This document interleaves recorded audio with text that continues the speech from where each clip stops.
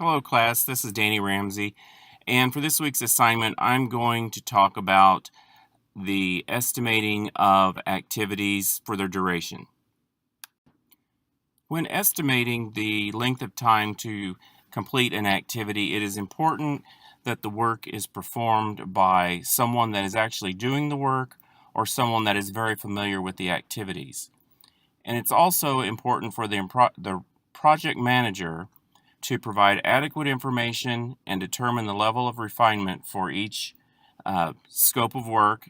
And this will help prevent padding and will also allow the project manager to formulate a reserve, and it will identify any assumptions and risk. Some of the methods used to estimate the amount of time to complete an activity is one-point estimating, and in this method there is one estimate per activity. This method hides risk, and it could result in the actual individuals that will be completing the work in producing some excessive allowances and cause padding. There's also a three-point estimate where you look at the optimistic, the pessimistic, and the most likely time for the event, and you use that to help determine the length of time.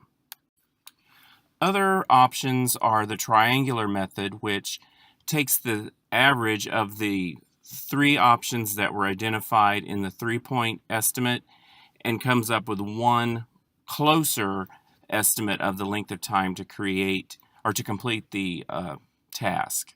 Then there's also the beta distribution, which uses a weighted average of the three-point estimate, and it assigns more value to one of the three estimates over the other two.